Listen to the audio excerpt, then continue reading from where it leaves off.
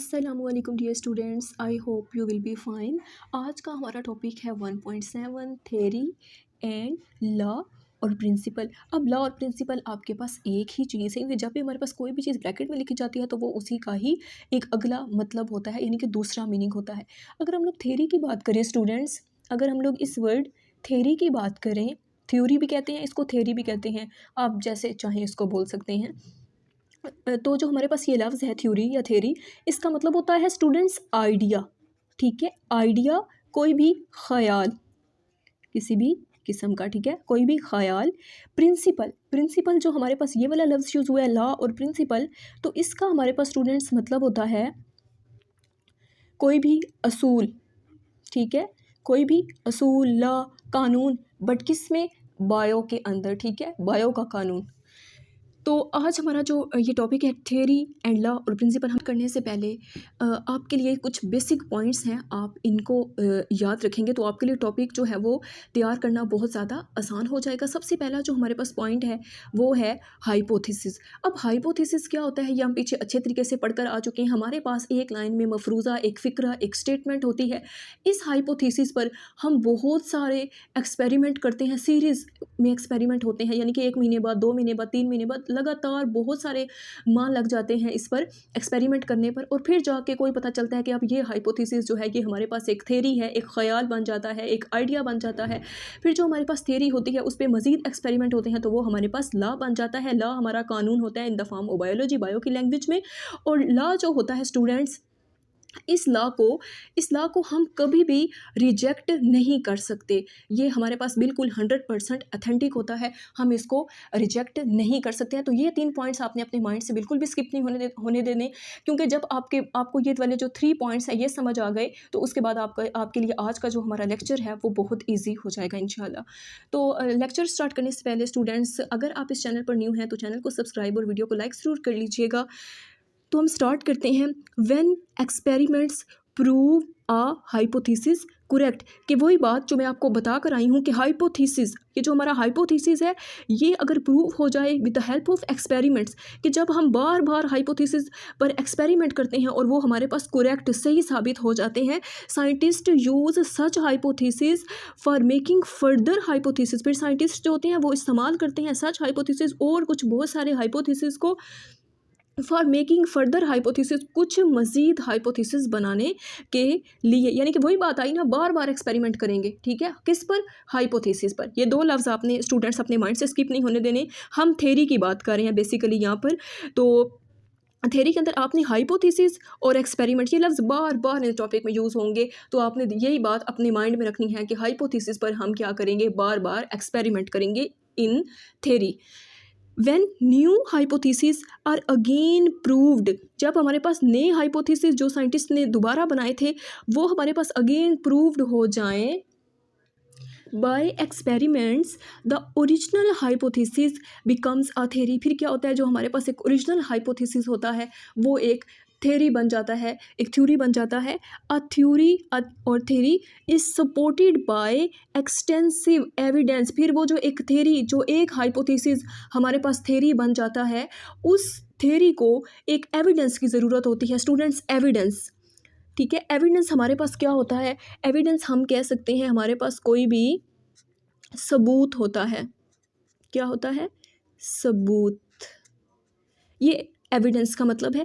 And is repeatedly, और बार बार। Valid का मतलब होता है कि ये चीज़ अप्रूव हो चुकी है या ये चीज़ अब वैलिड है बाय मल्टीपल रिसर्चर्स, बहुत सारे मल्टीपल रिसर्चर्स, मैनी साइंटिस्ट जो हैं वो उस थ्योरी को ये एज अ सपोर्ट कर रहे होते हैं कि अब ये एक सबूत है और ये वैलिड है, तो फिर वो थ्योरी कहलाता है। बेसिकली वो हाइपोथेसिस जो हमारे पास बार बार एक्सपेरिमेंट से गुजरता है, at the end multiple researchers उसको एक थ्योरी का नाम दे देते हैं। तो आगे हमारे पास एग्जाम्पल है। फॉर एग्जाम्पल, यहाँ से हमारे पास उसकी एग्जाम्पल बताई गई है।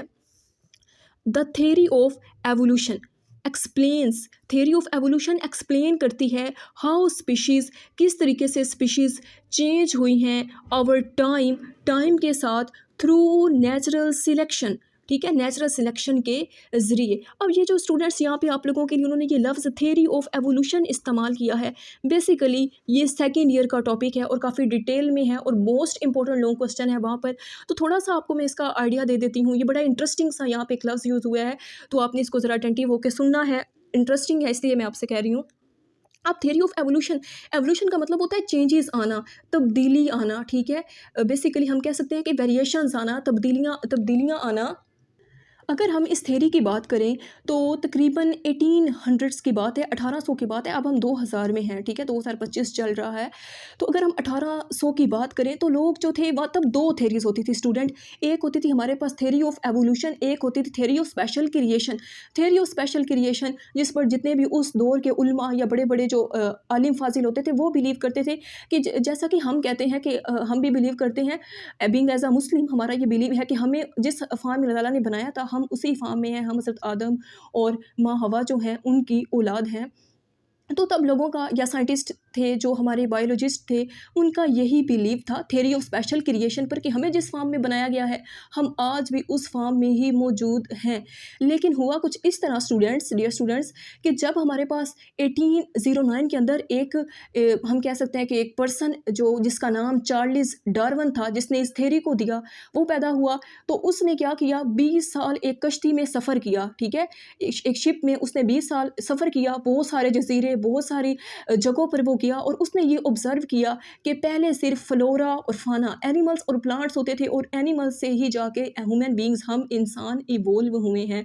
ये उसकी थ्योरी कहती थी। इंग्लैंड में वो पैदा हुआ था और बहुत से इलाकों में उसने मज़ीद सफ़र किया और एट द एंड उसने हमें जो कहा वो आपके सामने मैंने बता दिया है। उसका कहना तो ये आप यहाँ पर देख भी सकते हैं, ठीक है। 1831 के अंदर उसने ये हमें जो है थ्योरी ऑफ एवोल्यूशन, जिसका आपने अभी नाम देखा है, थ्योरी ऑफ एवोल्यूशन को दिया था। और फिर उसने 1844 के अंदर एक बुक भी बना दी थी जिसको उसने कहा था ओरिजिन ऑफ स्पीशीज। ये इसकी थोड़ी सी इंफॉर्मेशन थी, मैंने आपसे शेयर कर दी। लेकिन अगर हम देखें इसका कॉन्सेप्ट क्या था स्टूडेंट, थ्योरी ऑफ एवोल्यूशन हमें क्या कहती थी? थ्योरी ऑफ एवोल्यूशन हमें ये कहती थी कि जैसे ये एक ट्री है, इसकी ये जड़ है और जड़ से मज़ीद सारी शाखें, ये ब्रांचेस इसकी निकली हुई हैं, जिसको आप स्टेम भी कहते हैं, तना भी कहते हैं। ये ब्रांचेस निकली हुई हैं लेकिन जड़ एक ही है, दरख्त एक ही है। In the form of biology we say that ancestor एक है, उस अबाउ इज्दात एक है, ठीक है, एंसेस्टर एक है और मज़ीद वो आगे जो हमारे पास डिफरेंट है उसमें ब्रांचेस में डिवाइड हुआ है कि इंसान भी इसी तरह, उनका पीछे एंसेस्टर एक है लेकिन उसके बाद वो इवोल्व हुए हैं with the time, with the passage of time. जैसे जैसे वक्त गुजरता गया तो इंसान इवोल्व हुए हैं। ये चार्ल्स डार्विन का कहना था, डियर स्टूडेंट्स। लेकिन ये एक थ्योरी ऑफ एवोल्यूशन है। आप जानते हैं कि थ्योरी एक ख्याल होता है, ये कोई लॉ नहीं है। ये एक थ्योरी है, एक आइडिया है, एक नज़रिया है, एक ख्याल है, लेकिन कोई 100% ऑथेंटिक बात नहीं है। जैसे आपने भी सुना होगा कि ये भी कहा जाता है कि इंसान पहले बंदर हुआ करते थे, ये बंदरों से इवॉल्व हुए हैं। तो ये भी कोई लॉ नहीं है, जस्ट थ्योरी है, जस्ट लोगों का एक ख्याल है कि ऐसा भी होता होगा, बट 100% प्रूव ये बात नहीं है। तो थ्योरी ऑफ एवोल्यूशन में मैं ये कहती थी कि species with the passage of time किस तरीके से चेंज हुई हैं। तो स्टूडेंट्स, हमारे इस चैनल पर डिफरेंट सब्जेक्ट्स के टीचर्स जो हैं वो आपको डिफरेंट सब्जेक्ट्स पढ़ा रहे हैं, तो आप इस चैनल पर उनको भी देख सकते हैं। हमारे पास मैथ के जो है वो ऑलमोस्ट 7 चैप्टर्स हो चुके हैं, इस्लामियात, इस तरह आपके जितने भी सब्जेक्ट्स हैं वो सारे हमारे डिफरेंट टीचर्स करवा रहे हैं, तो आप उनको भी इस चैनल पर सर्च कर सकते हैं। नेक्स्ट हमारे पास जो स्टूडेंट्स हमारा टॉपिक है साइंटिस्ट कीप्स ऑन टेस्टिंग। अब बेसिकली यहाँ से हमारा लॉ शुरू हो गया है, ठीक है, यहाँ से हमने अपना टॉपिक लॉ और प्रिंसिपल स्टार्ट कर दिया है। तो साइंटिस्ट कीप ऑन टेस्टिंग, वो टेस्टिंग करते हैं, किस पर टेस्टिंग करते हैं स्टूडेंट्स? थ्योरी पर टेस्टिंग करते हैं जो ऊपर बनकर आई है। कैसे बनकर आई है?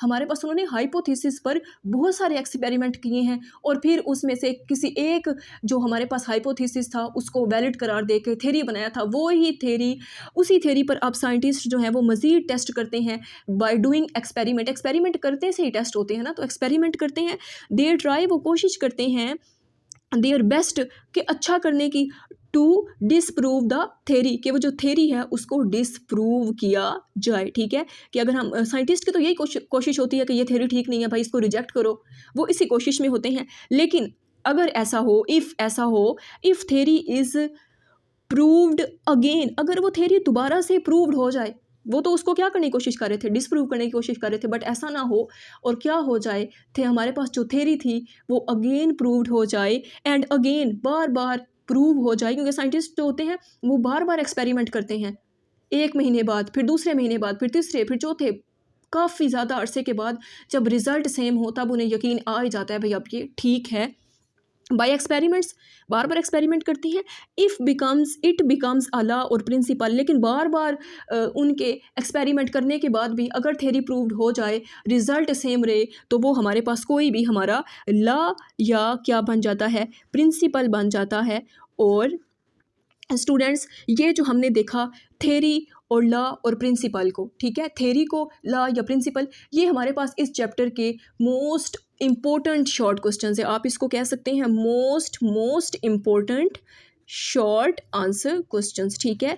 लेकिन अब क्योंकि आपका सिलेबस चेंज हुआ है 2025 की, हम न्यू बुक पढ़ रहे हैं 9th क्लास की बायोलॉजी की, तो इसके अंदर आपके पास ये क्योंकि इंपॉर्टेंट शॉर्ट क्वेश्चन है तो ज़्यादातर चांसेस हैं भी, हो भी तो ऐसा सकता है ना कि ये आपका लॉन्ग आ जाए, तो स्टूडेंट्स कोई मुश्किल बात नहीं है, आप इसको इजीली लॉन्ग भी कर सकते हैं। क्या करना होगा आपको, आपका जो लॉन्ग क्वेश्चन है वो 4 नंबर का आता है, ठीक है, 8 नंबर का होता है, 2 पार्ट होते हैं, एक 4 नंबर का, एक 4 नंबर का। तो अगर आपके पेपर वाला, क्योंकि इंपॉर्टेंट शॉर्ट क्वेश्चन है, अगर वो आपसे 4 नंबर का लॉन्ग क्वेश्चन डिमांड कर ले आपका एग्जामिनर, तो आपने सिंपल आपने क्या करना है, 1 नंबर की आपकी डेफिनेशन हो जाएगी इसकी थ्योरी की, 1 नंबर की आपकी हो जाएगी लॉ और प्रिंसिपल की डेफिनेशन, 2 नंबर हो गए, पीछे आपके 2 नंबर बच के, वो एक आप लोगों के पास एग्जाम्पल हो जाएगी थ्योरी की, ये वाली थ्योरी ऑफ एवोल्यूशन की, और दूसरी आप लोगों के पास एग्जाम्पल हो जाएगी लॉ की, जो हम अभी पढ़ते हैं।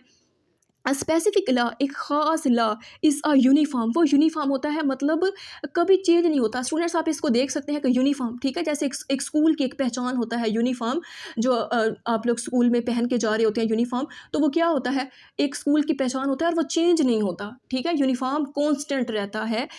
और कॉन्स्टेंट फैक्ट ऑफ नेचर, तो वो जो हमारे पास लॉ होता है इसी तरह वो एक यूनिफॉर्म होता है, कॉन्स्टेंट होता है, बाय फैक्ट ऑफ नेचर उसमें कोई तब्दीली नहीं आती। आप दुनिया के किसी भी कोने में चले जाएं, आप कुछ भी कोशिश कर लें अगर लॉ को गलत करने की, बट हम ऐसा नहीं कर सकते, आप हो या मैं हूँ या कोई भी थर्ड पर्सन अगर ये कोशिश करे कि ये लॉ है, हमने इसको गलत प्रूव करना है, इसमें मिस्टेक है, नो नेवर, ऐसा कभी नहीं होगा, हम लॉ को गलत नहीं कर सकते। जैसे कुदरत का कानून होता है, ऐसे ये बायो के भी कानून है, और ये अब कानून बन चुके हैं और इनको गलत साबित नहीं किया जा सकता।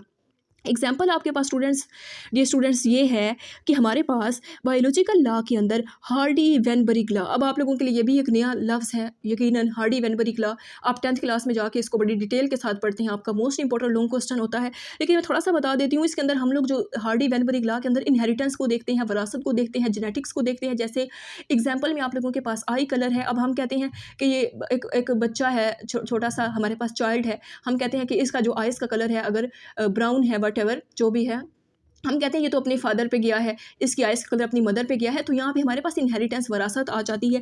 नेक्स्ट हमारे पास है मेंडल लॉ ऑफ इनहेरिटेंस। अब मेंडल जो लॉ है, बेसिकली ये भी मेंडल के आप लोग 2 लॉ पढ़े होते हैं, लॉ ऑफ इंडिपेंडेंट असॉर्टमेंट और उसके साथ आप लोग लॉ ऑफ सेग्रीगेशन देख रहे होते हैं। बेसिकली इसका जो वर्क है, इस लॉ का बायो के अंदर, इसने एक मटर का एक पौधा या आप कह लें मटर के दाने पर वर्क किया था। पहला एक्सपेरिमेंट उसने ये किया था कि जो हमारे पास मटर का दाना है उसका कलर मटर सब्ज़ ही होते हैं, ठीक है, उसका कलर जो है वो सब्ज़ होता है। अगली जब उसने दूसरी दफ़ा एक्सपेरिमेंट किया तो वो 2 चीज़ों को ले आया।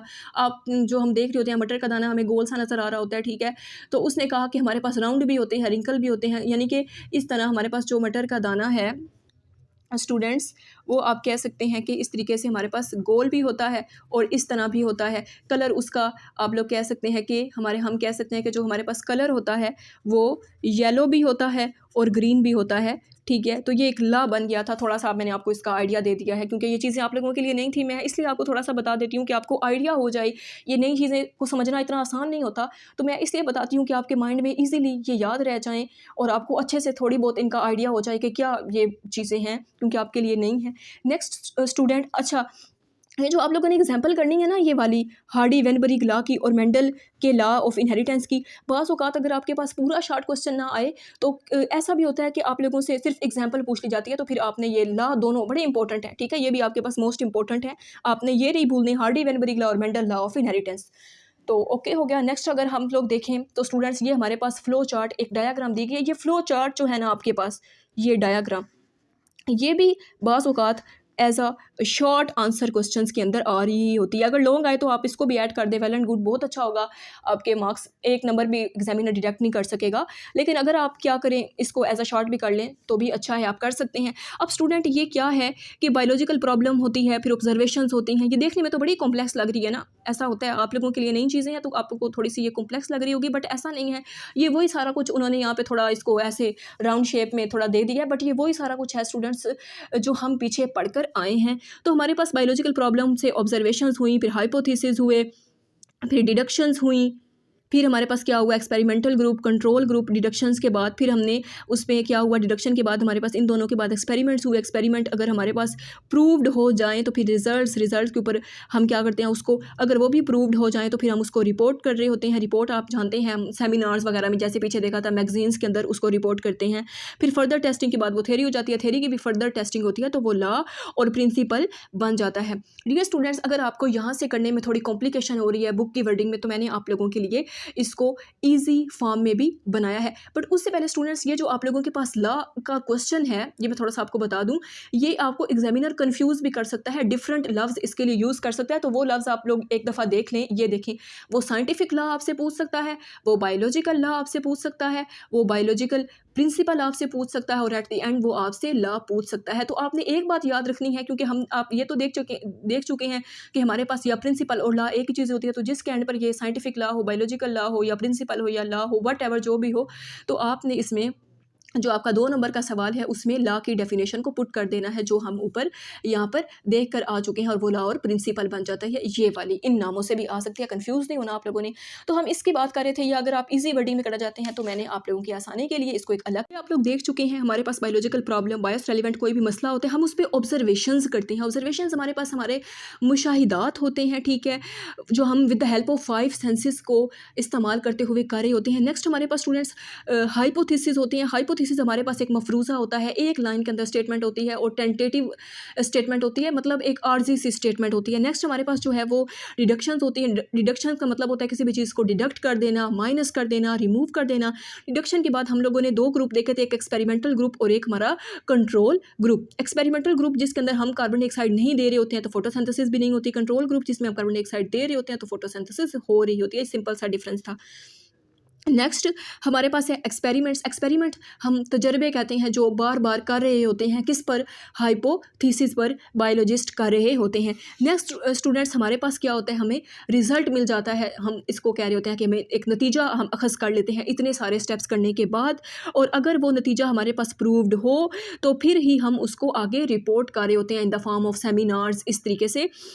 तो डियर स्टूडेंट्स, अगर हमारे पास ये सारा प्रोसीजर रिजल्ट पर पहुंचे ही ना, हमारे एक्सपेरिमेंट से हमें कोई नतीजा अखज़ नहीं हो, तो फिर हम वापस चले जाते हैं, फिर हम आगे लॉ और इसकी तरफ, थ्योरी की तरफ नहीं आते, फिर हम वापस चले जाते हैं अपने फर्स्ट स्टेप की तरफ, जो कि हमारे पास क्या था, हमारा बायोलॉजिकल प्रॉब्लम थी या हमारी ऑब्जर्वेशंस थी, हम इन पर चले जाते हैं। लेकिन अगर हमारे बाद रिजल्ट से रिपोर्टिंग तक आ जाए, रिजल्ट हमें कुछ नतीजा अखज़ हो जाए, तो फिर हम लोग क्या करते हैं, जैसे स्टूडेंट्स अगर आप लोग अपने रिजल्ट की बात करें, तो अगर हमारा रिजल्ट अच्छा आए तो ही हमें आगे प्रमोट किया जाता है। अगर हमारा रिजल्ट अच्छा ना आए, या अल्लाह ना करे अगर हमारी कोई कंपार्ट आ जाए, कोई सप्ली आ जाए, तो फिर हमें वापस जाना पड़ता है। सेम एज इट इज़ वही एग्जांपल आप यहाँ पर अप्लाई करें, फिर रिपोर्ट करते हैं उसको मैगजीन्स में, सेमिनार्स में, फिर मज़ीद फर्दर टेस्टिंग होती है, फिर जाके वो हमारे पास एक थ्योरी बनती है, फिर थ्योरी की मज़ीद टेस्टिंग होती है, तो फिर हमारे पास कोई भी लॉ और प्रिंसिपल बन जाता है। ये आप लोगों के पास एक फ्लो चार्ट डायाग्राम थी, और ये आप लोगों के पास एज अ शॉर्ट क्वेश्चन में इंपॉर्टेंट है कि ये सारे स्टेप्स आप लोगों से पूछ लिए जाएं, तो आपने इसको